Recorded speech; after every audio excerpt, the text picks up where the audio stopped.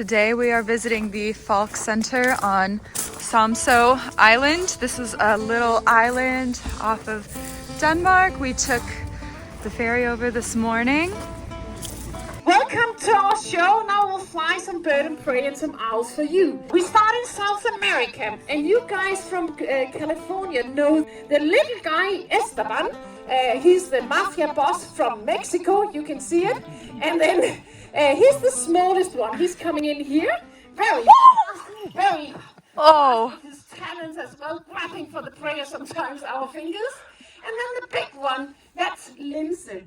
So with Anders there. His talent is locked to Anders' glove. When the birds take the prey, they go into a cramp like this. And that's a scene cramp. It's not muscles cramping. It's a scene locking on the prey. So therefore he couldn't release him when he was sitting there. What we just were talking about before, look at the tails. The tails on a hawk are very long. You know that you have the red tail, the red tail hawk. The red tail hawk is also called a bosset because it has a short tail. Kom så Lise, vi går og viser ad. Kom du. Og lidt tyk i dag. Ja, okay. Sådan der. Before we start the show, all the birds have been on a digital weight so we know how heavy they are. If they are too heavy, we won't fly them because then they have no hunger. They kill with the talons, not with the beak. As you see, there's the snabble here, so they only use that for a fork as a knife. Eating bones, and then she say, don't look at it, don't look at it. I will have it for myself. I don't share it with nobody at all. Of the way the owl hunts. It is so much different from the other birds you otherwise kind of see because she doesn't need, apropos, she doesn't need to see her prey.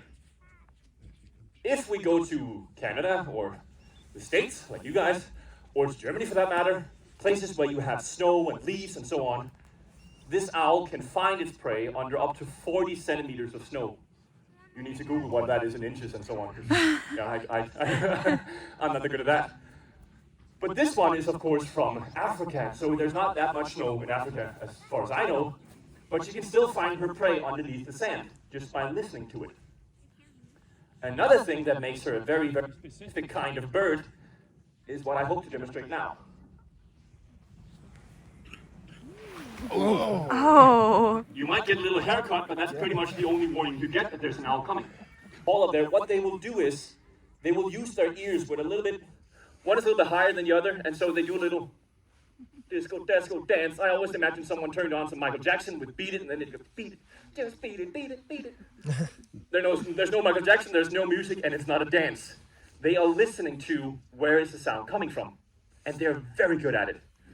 There's an owl in Sweden, and this Swedish owl, they're very, very good at finding things based on sound because their head is shaped like a big bowl.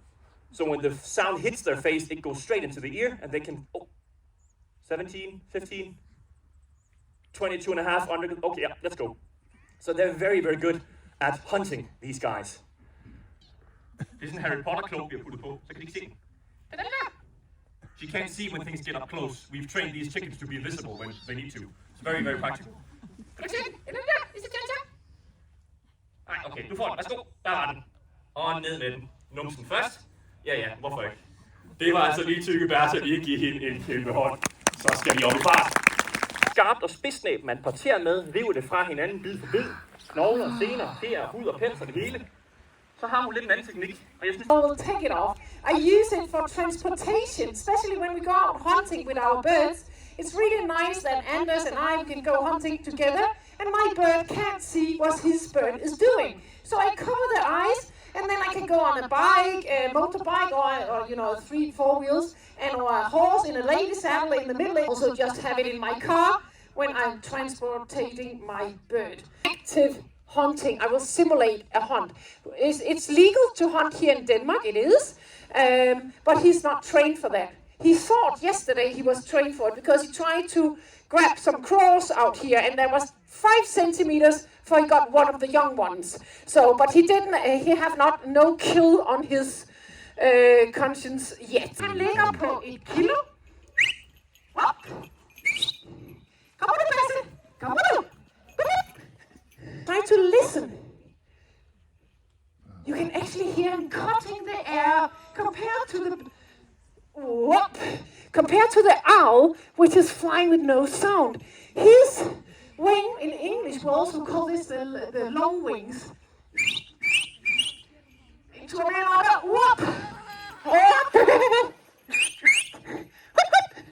Whoop! Hey, hey, hey! Woo!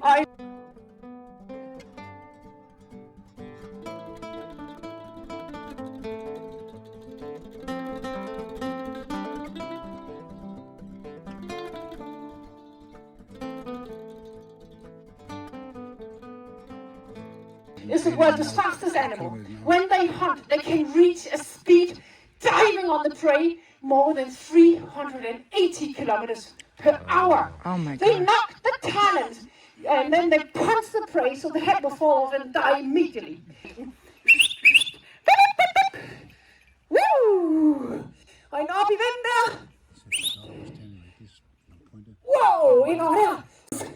Have two different kind of hunting ways. They can stoop on the prey and then knock out the talon with the talons, punch it very hard, or they can do this active hunting, as I'm trying to show you here. So this is also an important friendship I'm training. So he trusts me and not flying away and make his own kill and become a wild bird. Sidste tur ind. Wow, der fik en. Wow, den kæmper. En tur mere. Duk, duk, duk, duk. So, when we have the bird of prey in captivity, the friendship is the most important because else it can just become a wild bird and hunt by himself and live in the wild nature. So you have to accept and like that I'm here. So this is a tradition which is 3,000 years old here in Europe and in the States. But in Mongolia, it is a tradition which is 5,000 years old. Listen, we go to the States, to the north of the States now, to Alaska. And there we will meet the last bird we will fly for you. Her name is Alaska. Her body weight is 4.5 kilos. And she loves her voice. She loves her voice so much.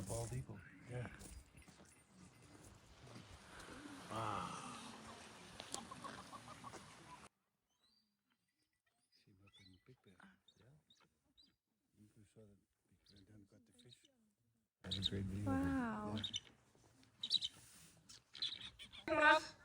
Det vil du gerne, så kom. Så hun skal næsten altså op og sidde på sin pæl deroppe. Vi kalder det dronningens trone, fordi man skal lige op og kigge ned på pøbelen. Det er alle jer, hvis I tvivl. Goddag, skat. Hej. Hvem griner du af? Er det mig? Okay. Ja, du er flot og stor og stærk, jeg ved det godt. Alaska her, som Louise sagde, er jo som sagt fra what you guys call this in the States. How when you decided on a national bird or a national animal, you had the choice, I don't know if you guys know this, you had the choice, or ornithologists I suppose, had the choice between a, what's it called, a vulture or this lovely gal here. The funny thing is that the Americans decided that this one is supposed to be called a bald eagle. I thought the choice was they didn't want the vulture because they are actually bald, but yeah. It's not always logical what people decide to name the birds. Us Danes, we always name them after what we think they look like, so this is a white-headed eagle. Så det er selvfølgelig hende, der flyver her, den hvidhovedet havørn. Og hun er en stor madame. Remember her? If not for her handshake, then definitely for her voice. She has a lot of power in her talons. We've been talking a lot about today how all the birds of prey go into this active lock with their tendons, and she does the same thing. She just has, first of all, she has bigger talons, she has quite a bit bigger foot, and she has a lot more power. When she squeezes all that she can squeeze up to about half a ton of pressure shared on all the talons. So that's the reason why we've gone up in size. We've got quite a few layers of leather to protect ourselves, and I've made sure that the one I'm using, compared to the one I was using in the beginning, doesn't have any holes. That's a preference I have. Yeah, you can get that out by yourself. I know you can. Don't eat the guest, please. That's not a good idea. Okay. Yeah. The queen has spoken. Here you go, buddy. Yeah, I dropped it again. Så snakker man selvfølgelig også til en ørn, det er klart. Uanset størrelsen på fuglen. Så skattemus, nu skal du også sætte dig. Der var en hapser, og så over til Louise. Hun har snacks. So these guys, as you can see, have quite big talons.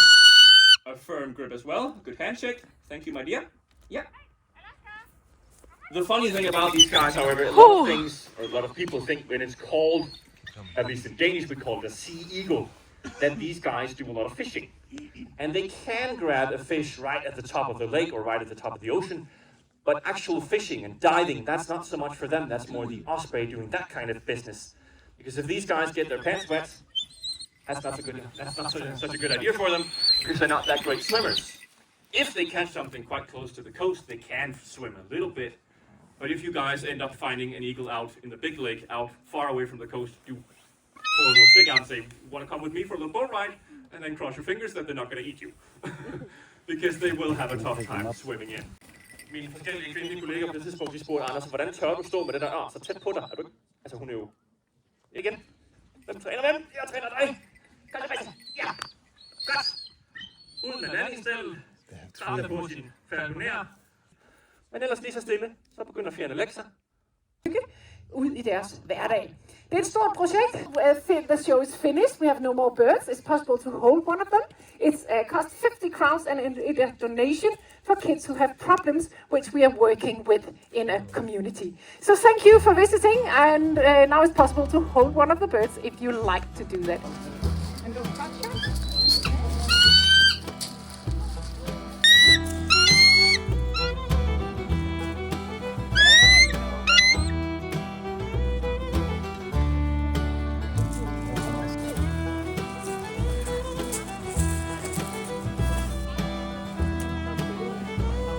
What do you think, Dylan?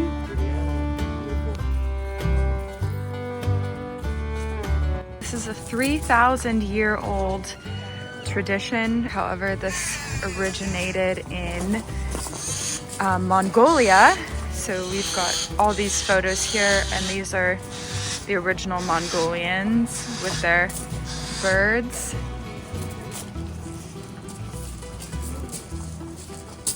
And here we've got some little cuties.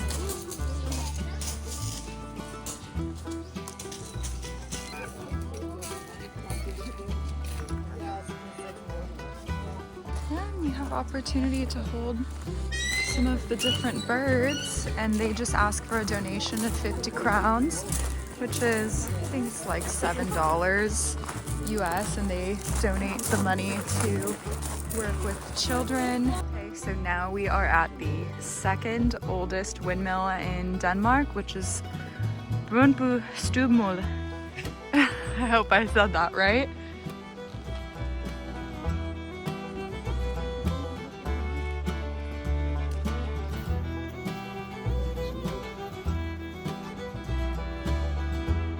The windmill was built in the 1600 on the other island in the Lave, and then it was moved to this island in 1683.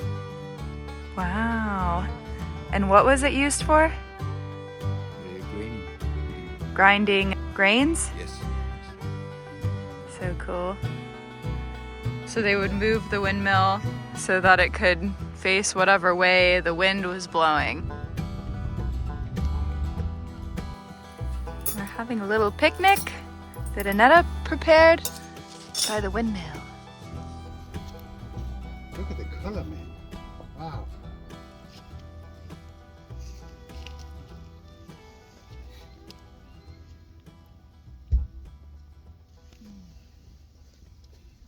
What are you picking? Brumbær. Blackberries. Nice.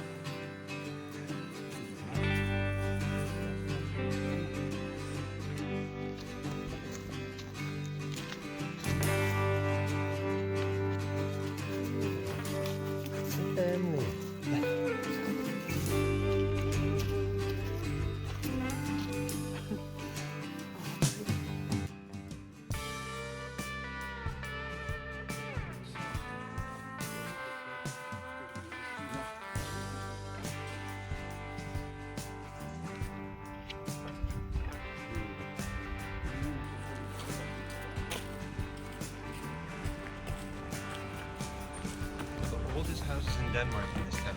I know, that is so cool.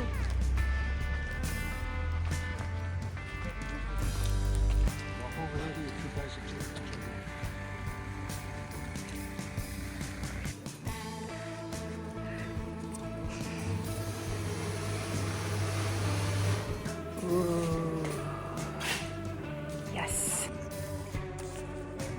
What does the dog in the window mean, Cal?